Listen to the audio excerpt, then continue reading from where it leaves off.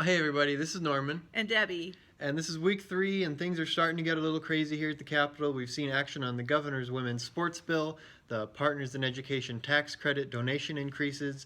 I've seen several gambling expansions that have been dropped into the hopper that we'll be watching, some critical race theory bills that we'll be seeing action on, and then the Med Act, basically the idea that a doctor should never be forced to do something that they think would harm a patient. So seeing action on all these bills, or expect to, but on the video today we want to unpack 3 bills that we're going to be working on, and we'll start with the forced abortion statutes. Okay, so House Bill 1113 is primed by Representative Randolph and Senator Castleberry, and it updates our forced abortion statutes.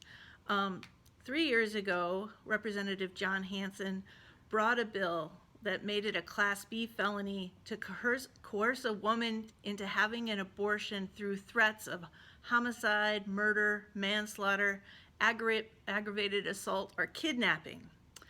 And that was when it resulted in the death of the unborn child. Representative Randolph's bill is very similar, except the abortion didn't happen. The baby survived, but using those same measures. And that would make it a Class 5 felony, which is up to 5 years in prison and a $10,000 fine. So basically, even making the threat is a crime, even if they don't go through with it. Exactly. Okay.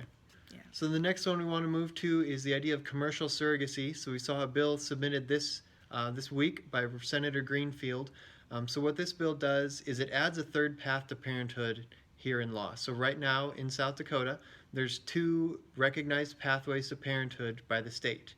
A traditional mother and father having their own children, the state recognizes there's parental rights there, or through the adoption statutes. The state recognizes that sometimes there's a wound or a tricky situation where we need to establish parental rights with a different couple. So what this bill would do is add a third pathway to parenthood, basically intent.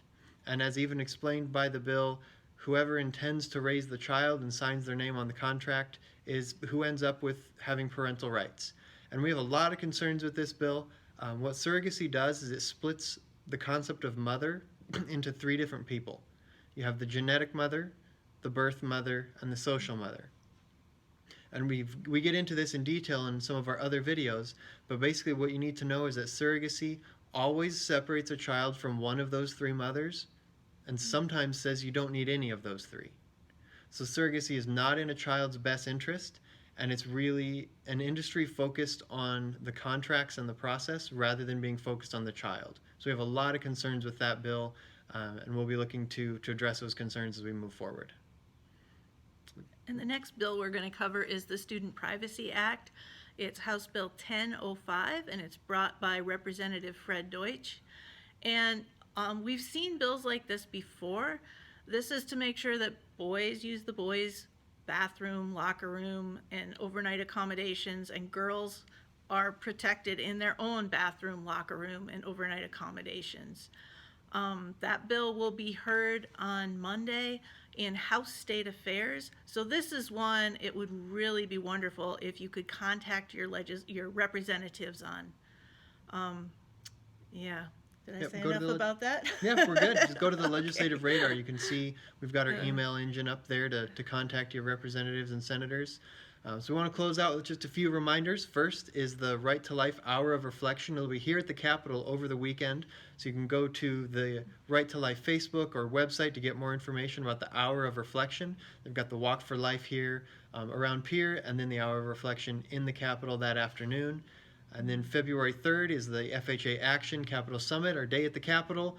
We have still room on the buses if you want to register to join us. There's a few spots left. And then, as always, if you go to our legislative radar and our website at fhaaction.org to follow all the bills and the issues we're working on this year at the Capitol. Thanks, everyone. See you next week.